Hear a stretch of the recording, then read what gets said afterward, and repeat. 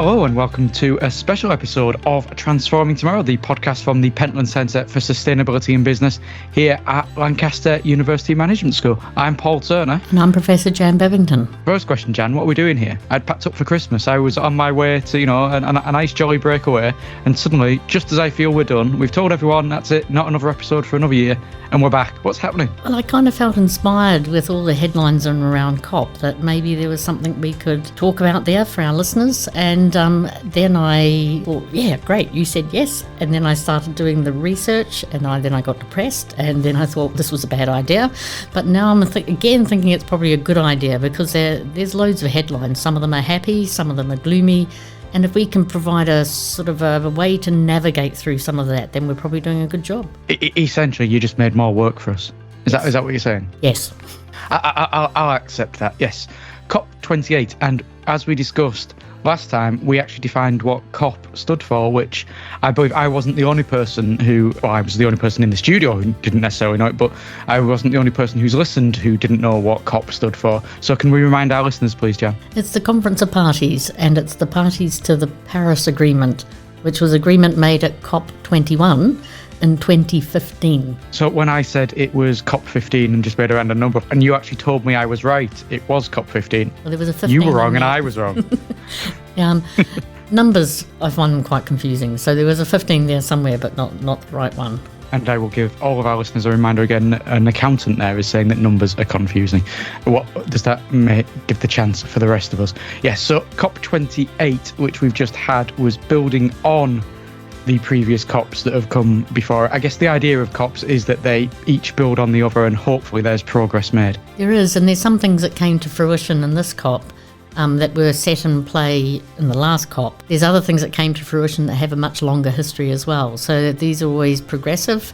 We may be cautiously okay about some of the things at this COP, but the next one has to build on them. So it's a progressive process. Now, I know you want to make a caveat before we go on and discuss what we're going to discuss about COP28 and what happened there. Do you want to make your caveats? Yeah, 3 of them. So the first one is that I'm not a climate change governance specialist, which will become quite apparent quite early on, I fear. But what I'm trying to do is use this podcast to explain something about the significance of COPs and how they might be helpful for us to understand them better, but in particular, what it will mean for sustainability in business. And that's where we'll close this podcast on that theme. The second caveat is that state sovereignty underlines all of this process. And what that means is that states have a right to make their own arrangements about what laws they pass, what kind of approach they have to their economy, etc. And this means that a conference of parties, each one of the parties has state sovereignty, their own priorities, and so it is a massive political, intermeshed, trading, difficult power, all of those things come into play. And of course, states aren't equal. So some of the small island states, they're going to be massively affected by climate change, but they might not have any particular power themselves. Other states are very powerful and may or may not be affected by climate change. So that's my second caveat, state sovereignty. And yeah, just to talk on your second caveat, obviously there's certain implications as well from who's hosting the COPs. So COP28 has just been held in the United Arab Emirates, a massive producer of oil, a petrochemical state. That's one of the main industries there. I mean, the president, Sultan Al Jaber, is the head of ADNOC, which is a big oil producer. So that's got to have an influence. And then the next COP is going to be in Azerbaijan, another huge petrochemical state. I think the reason it's in Azerbaijan is down to lots of politics that went on because it had to be in a certain block of Europe, and Russia blocked any members of the EU from hosting it, left us with Armenia and Azerbaijan. They were saying, no, I don't want the other one to host it. And eventually they have compromised and reached an agreement that Azerbaijan will host it. But there's obvious politics comes into play from who's going to host each of these editions and what their agenda is.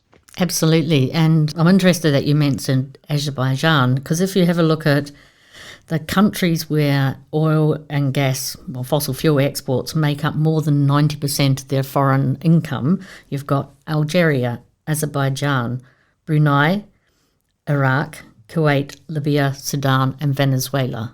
And so, if you like, those countries face a really tricky time because they're so reliant on the thing that we are hopefully going to phase out of. And I suppose that comes to my third caveat, is that globally, over some hundreds of years, it's not a sort of very recent thing, we have built economic security and human well-being on carbon dependency. And that, if you like, means that you can't just sort of stop. Well, you could say, okay, no more fossil fuels, but that then disrupts everything, and well-being and sustainable development goals more broadly. So that means to move to a low-carbon economy in a way that's well-timed, that allows people's well-being to be sustained is important, but of course moving too slowly undermines other people's well-being. So it's a really tricky thing because we've got carbon at the centre of our economic model globally. And in some ways, this is where you come to the controversial topics of technology and carbon storage and carbon removal and carbon offsetting. And because that is a recognition of the fact that we are a carbon-centric global economy, and therefore we need to do something about carbon. What can we do about carbon without stopping ourselves from using it? Because we know that if we stopped using or producing carbon, would the world just grind to a halt entirely? Almost certainly. So we need to find a way of doing things that we can offset that. Yeah, and some of the language you might have seen in the newspaper is talking about unabated coal. That means coal without any technology to try to trap the carbon afterwards. So carbon capture and storage is the main mechanism that people hope to use to capture carbon as it's produced from the energy sources and somehow sequester it.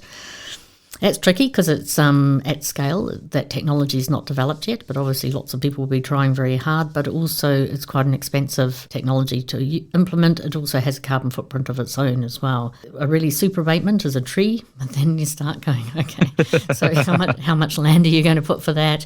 And there's other useful land, etc., etc. But forestry will come up in our conversations today as well. Yes, and you're mentioning coal. I've mentioned before on this podcast, I am actually up in Cumbria. And of course, we have the controversy of the first British coal mine in quite a number of years that's going to be opened on the west coast of Cumbria. What the people who are opening saying, it's going to be clean coal, it's going to be carbon neutral coal, it's going to be everything, which just seems like a ridiculous proposition to me. And there's a whole load of politics and environmental arguments on either side of it. But it demonstrates on a local scale the global problem of how we have this economy that's going to evolve in one way or another to combat the issues that a carbon-based economy has. Indeed, and I'm going to get this out of the way early because you're bound to ask me at some stage. The UK is kind of moving against the stream of global opinion at the moment and some of its decisions that have been made. There might be really good reasons why our government is doing that at the moment. There might not be. I can't really tell and can't help our listeners navigate that one. But the direction of travel is not to open new coal. It's not to have new oil and gas licenses, although both of those things are going to happen. But it's not the direction of travel. And it does tie in with something like COP, because if you've got the UK going in there trying to persuade the rest of the world to adopt policies that are going to save the planet in future years, but then at the same time the UK is doing things like opening new coal mines, like issuing new licenses for oil and gas in the North Sea, it kind of limits the amount of influence that they can expect to have. Absolutely. And the other thing that the rich countries has, and the UK would be a good example of this as well, is that when you're talking about emissions reductions, if you're a rich country and you've been using carbon for a long time, you only want to look forward. But other countries would like to look back. And so there's also what people often describe historic emissions that are connected to a country and a country's past economic activity, which brings them to a position of wealth. So it's not only looking forward, although the planning is about looking forward, part of that negotiation then is looking back and looking at historical emissions as well.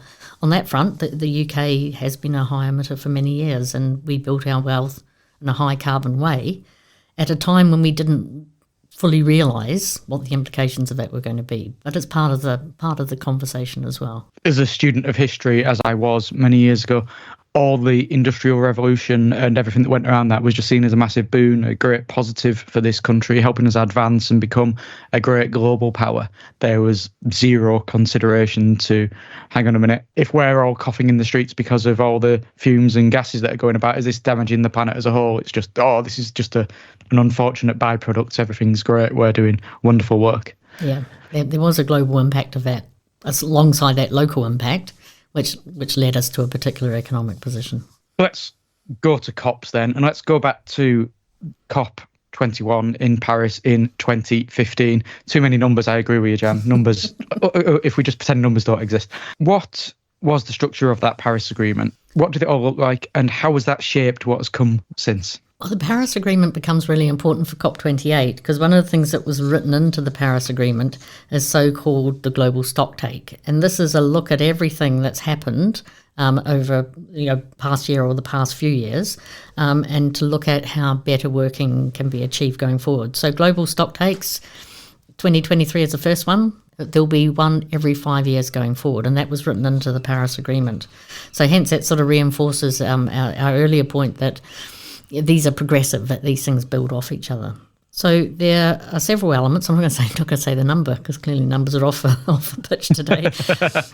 There's elements of just make random noises that indicate numbers. That'll be fine. So elements of the Paris Agreement then is a long-term temperature goal. So that temperature goal is 1.5 degrees Celsius. Quite often I read in the papers people talk about it being the target. It's not the target, it's the limit. So in that respect, if you like, science says 1.5 degrees is as much as we want to warm before we go into a more volatile and dangerous climate change situation. Yeah, and just so we're clear there, Jan, so 1.5 degrees temperature rise, that relates to 1.5 degrees above pre-industrial levels. It does indeed, and it's probably worth saying that globally we're currently warmed at 1.2 degrees above. So, yeah, there's not a lot of scope to manoeuvre in there. Yeah, and I believe predictions are that next year might be the first year that we actually touch 1.5 degrees at some points during the year. Yes, and we will come on to this later on because are we going to stick at 1.5 degrees on the basis of agreements that have been made to date and at the COP? The answer to that is no, but I'll come back onto that later on. So that was if you like, Paris Agreement said 1.5 is the very, very sensible limit. The second thing then that Paris Agreement talked about is when will global peak emissions arise? And there we've got some, again, later on the podcast, this might be the year it peaks actually. So I've been looking around at International Energy Agency's estimates. This is important that we peak it. Now, of course, though, that peak is a common collective aim, which means that depending on your state of development, but also some of your own country needs, some people might still have their emissions going up, whereas other people who are maybe high emitters definitely, well, the high emitters are on the way down by and large, but some people will still be increasing their emissions on a country basis because they need them for development. The third thing then was mitigation. Now, mitigation means how do you reduce emissions? How we know what's happening there, and this is again where state sovereignty becomes important, is that countries write nationally determined contributions plans. So basically it says, here are the policies we're going to pass, here is our approach to climate change in our country, and this is how much carbon that we will take out of the system through doing that. So all countries produced and presented nationally determined plans at this COP.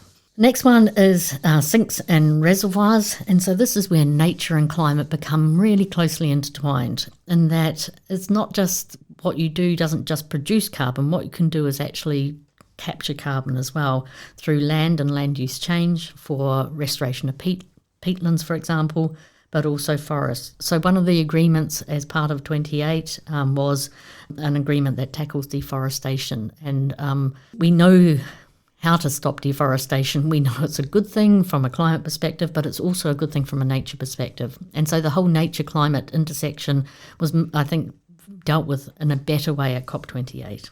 The next thing on our list from the Paris Agreement is adaptation. So there is already impacts in play, and there's lags in the natural system, so there will be more coming. So there needs to be steps about supporting resilience and vulnerability. And this is where the interests of low-lying states is really different from other kinds of states.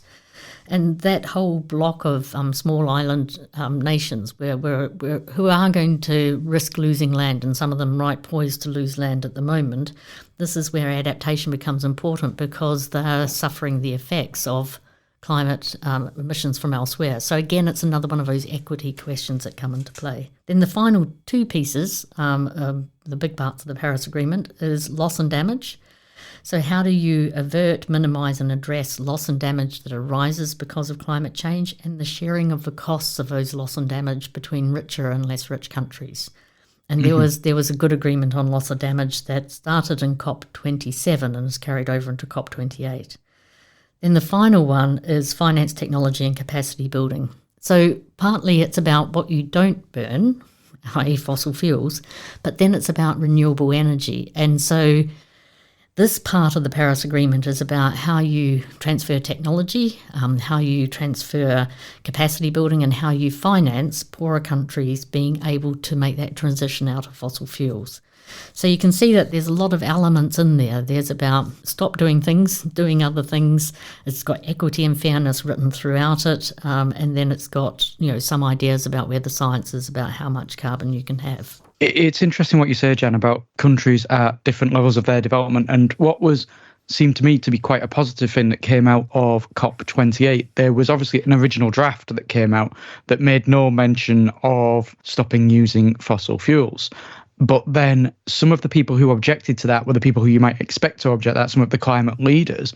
But there were also some countries from less well-developed countries, poorer countries, who were very much saying exactly the same thing. Even though their industrial economy might benefit for them to be able to use certain technologies, they recognise that the other issues that are there, that stood there, the way that the climate is affecting them, the way that sea level rises will affect them, the way that continued droughts will affect them, that's a far more important thing than speedy, right here, right now, industrial development. Absolutely. And this is where, if you like, it is one country, one vote. Of course, the power behind that is not equal, but there can be blocks of countries that come together as well to actually to advance common positions, and they can be quite powerful in how they do that. You talked about, before you outlined what the Paris Agreement said, the fact that there is a global stock take. This year was the first one. So where are we standing now? What do things look like right now, 2023? Emissions are still rising globally, but some people are estimating that 2023 is going to be the peak year of emissions.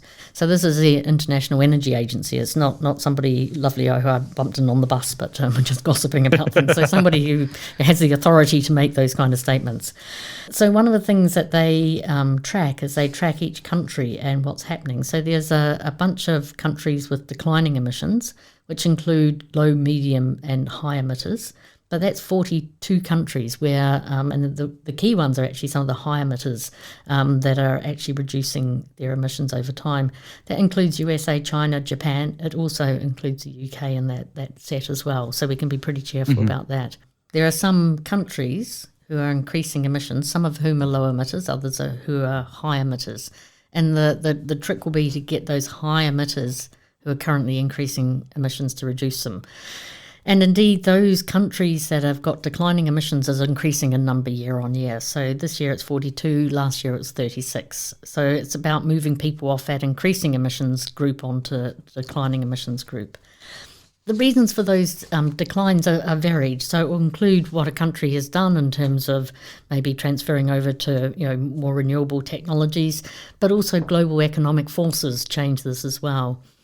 So the Russian invasion of Ukraine meant that the energy markets have been really unusual in the last 2 or 3 years. This has decreased global demand for energy, partly because of the price. So that has helped on the emissions front. It won't have helped vulnerable people who are trying to heat their homes. So again, this is where this equity element comes into play as well. In terms of global warming estimates, I said before, we're sitting at probably 1.2 degrees to date. And with 1.2 degrees, we are seeing quite significant climate events flowing through the system. The analysis of the promises made, these nationally determined contributions, versus what we need to keep at 1.5 degrees is there's a gap, as you might imagine. If we only do what we promised so far as a globe, then we'll probably move towards 2.43 degrees warming. So in that respect, we're still off on that. Even though we're on a trajectory for a higher warming, clean energy and increased investment and deployment of clean energy apparently is keeping the door open for 1.5 degrees. The other thing I've heard expressed by Johan Rockström is that we might peak over 1.5 but turn very quickly down the way. Now, of course, 1.5 degrees global average doesn't mean it's 1.5 degrees everywhere. And so in that respect, if you like, there are again really big distributional questions in terms of where the warming happens on the planet and what systems it disrupts. So whilst a global average is what we're after, that is regionally differentiated and therefore regionally important as well. Is this one of the reasons as well where it's key to say climate change rather than global warming sometimes, because the weather patterns will change sometimes? It's not just the fact it's distinctively getting hotter everywhere at the same rate. And this is where some climate skeptics can come in and say, how can we be having global warming? It's snowing outside. Well, it's winter, of course it's snowing outside. Absolutely. I think you've got that sussed. And it's a bit of a curse of geography, is that some of the places where the warming is going to be more severe and therefore the change in the weather patterns is going to be more severe are the poorer parts of the world, but also the parts of the world that didn't emit carbon in the first place. So again, I mean, this is becoming a bit of a mantra of our conversation today, Paul, is that equity and fairness is also tied into this as well. Let's try and bring some brightness and positivity to the discussion, because at the minute I feel like I'm going to go and lie down in a very dark room as soon as we've finished it. COP28, was there any good news? There are some. So there's a loss and damage agreement. So if you remember from the earlier part of our discussion, this is about how do you deal with the fact that the people who had the least benefit of the carbon emissions are feeling the worst effects of it. So in that respect, there was agreement for both a mechanism to make that work, but then also money was pledged as well.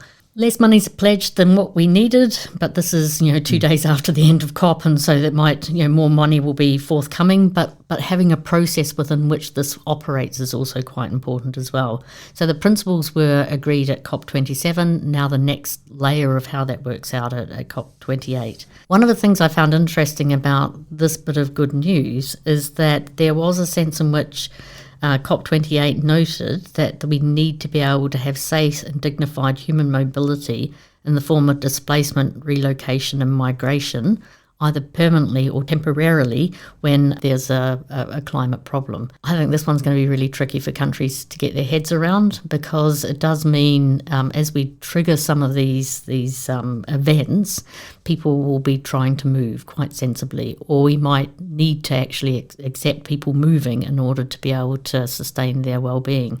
So that opens up a can of worms that's maybe much bigger than this podcast. Yeah, exactly, because whilst a lot of migration that goes on and what people maybe think of the main cause of mass migration might be conflict, it might be things like famine, it could be political persecution. Climate-related migration is only going to increase because, as you said, there are countries that are more heavily affected by this. If they're the less developed countries, the countries that, as you have said, maybe have never reaped the benefits of the industrial causes of climate change, they are going to want to leave. They're going to want to go to countries where they're safer, maybe from climate issues. And those are the countries that possibly at the minute politically trying to push back against migration, trying to close the doors so that they limit the number of people, limit the type of people who come in. As you say, that's a massive political issue that ties in with climate-related issues as well. Indeed, and that's a subject of any number of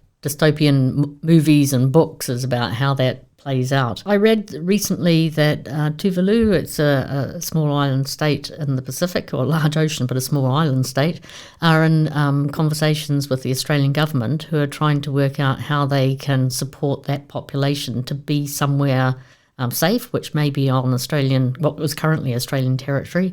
And then there's it's not to do with that particular agreement, but then it's lots of things like, does everyone move together to the same place? And is that your new country in some way? But if everyone moves and goes into different places, do you still have a country? I think you probably do, but actually how we might conceive of that and what that looks like will be quite different. So there'll be lots of different models and ways of thinking about this. So one of the main things that many people will have picked up that might seem a positive with regards to COP28, and relating back to what I talked about earlier, there were two statements. The first one was rejected and had to be redrafted, and the second one came in and it talked about the phasing out of fossil fuel, transitioning away from fossil fuels. That seems like a positive, but I'm always willing to be sceptical because I'm also aware that the president of the COP, who I mentioned earlier, President Sultan Al Jaber, has come out and said that his company ADNOC is going to carry on producing oil and such because it's needed, and he's fully intending to do that. So it seems like there's the potential for positives in this message that talks about a movement away from fossil fuel use. And I think there's a key distinction there between an actual move away from and a statement that talks about a move away from. Is it positive? The things that get agreed at the very last stages of these events are always some of the most contentious. So it's good to get some stuff out early. So loss and damage was done within the first couple of days. This came right at the end. It also spilled over the end. So there was a bit of an extension of the negotiations between the countries to get to this. Surprisingly, I think to many of our listeners, and kind of surprising to me as well, this is the first time there's been this statement, and remember it's an international statement of all the parties to the Paris Agreement, that there was a recognition that we would have to leave fossil fuels in the ground and that we'd need to transition away from their use. Now, you might say, how has it taken this long? Well, realpolitik takes this long. There might be something really significant about it being said in the region that it was in. It might be something really significant about the fact that the chair of the COP is from a country which, if you like, is relying on fossil fuels. So in that respect, if you like, this is the wedge. This opens for the next COP and the one after and the one after that to move that element forward. So hugely contentious. It's probably better that it's in this agreement than not. Loads of people had different views. They would have loved phase out, but I think that language was lost. Then there was, as you said, a lot of objections, so transitioning away from is the language that we've got. But that's only half of it. The other half always has to be, as you move away from a high carbon source of energy, you need an uptake in lower carbon energy. So an uptick in renewable energy technologies and implementation is really, really important.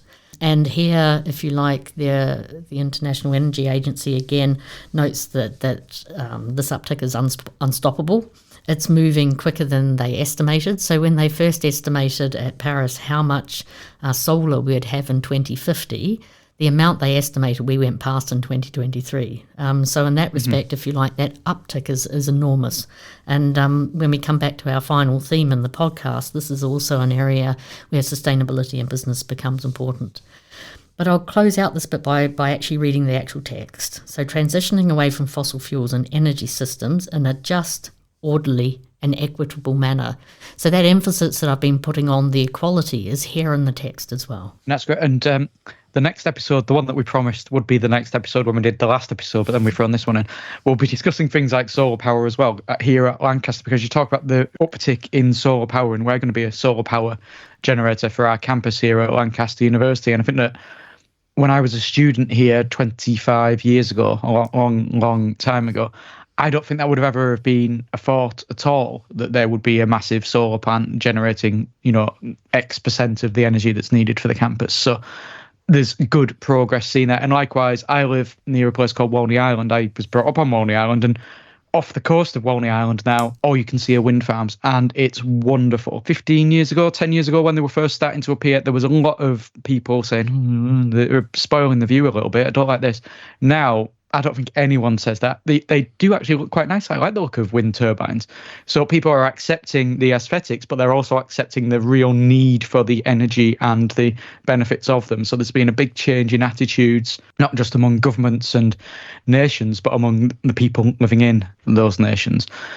So unless you want to say something, because we are a podcast about sustainability in business, let's talk about sustainability in business. What does this COP agreement mean for businesses? As ever, it depends what kind of business you're in. So if you're in the fossil fuel industry, the increased risk is now really clearly there, if it wasn't so clear before, of having unburnable carbon. So that's a phrase that's used for carbon fossil fuels who have been discovered and who are commercially viable, but who won't be used because of the limits on the emissions. That also increases the probability of risk of stranded assets. So these are manufacturing operations you might have, for example, that you won't be able to use over their whole lifetime, and so they'll have a shorter lifetime than what you imagined before. Coal is the first one to go.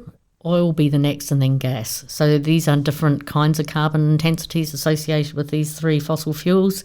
So if you're in any line of that business, then that's going to phase out.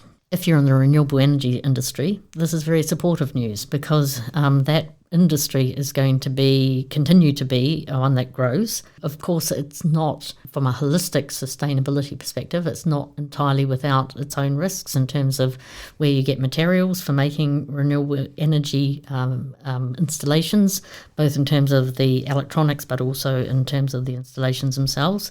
So I think if you're investing in this sector and you've got the ability to invest more, this is going to be good news. But for everyone, not just those who are in particular industries, there are a few things that come to the fore. The first one is that how you acquire your energy will be decarbonising as you go. So as the energy system changes, if you're buying electricity, it will also be decarbonised. In the UK, decarbonisation of energy has gone really well and is going really well. The tough one to decarbonise is transport. So looking at transport, how much transport is happening within your organisation, how people are getting around, etc., is part of maybe the tricky next step to have a look at. And not just transporting people, but obviously logistics, goods, because that's a main contributor to the carbon footprint of just about anything. Indeed, and I think if I had my time again, I'd actually take a degree in logistics, because I'm not sure my maths would be up to it, mine, but I just think it's one of the most fantastically interesting and important parts of our economy now. The more comments you make about your own mathematical ability, the more I wonder how on earth you're an accountant. I can only believe that accountants don't really need to know maths at all. I think you're right. We have computers to add things up. I know what the numbers mean, but generating them I don't find to be that easy. That is a true and a sad omission. For any businesses, energy source is number one. Number two, if you've got a land-based business, then protecting nature will enhance its ability to be one of those sinks or reservoirs that we talked about earlier, but also will help with adaptation needs. So land-based businesses are really important for climate change as well, through nature. The third thing that I would think every business needs to think about is work out adaptation strategies to be resilient. These are in terms of flooding risks, but also risks of other disruptions of your supply chains, risks of materials and goods that may be coming from places that are prone to forest fires, etc.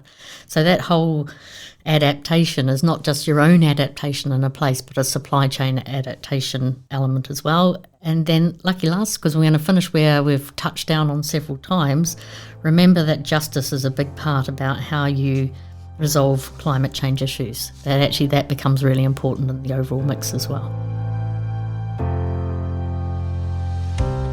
I think we've covered everything. And for someone who started out by saying, I'm not an expert in any of this, we've discussed it well enough that I feel better informed than I did at the start of our discussion. I feel better informed after I've prepped for this discussion than I did before as well.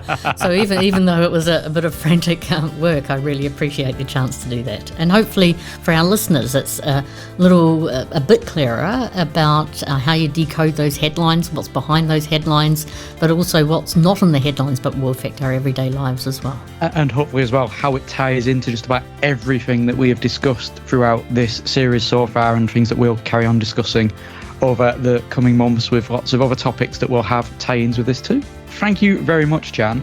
And unless you're going to call me and drag me away from unwrapping presents on Christmas Day, that is definitely now our last episode of this podcast for 2023. We will be back in early January 2024 when we'll be speaking to Georgiana Allison about Lancaster University's carbon emissions, sustainability plans, all the work that we do to make our university a better place environmentally. Until then, thank you very much, Jan. I'm Paul Turner. And I'm Professor Jan Babington.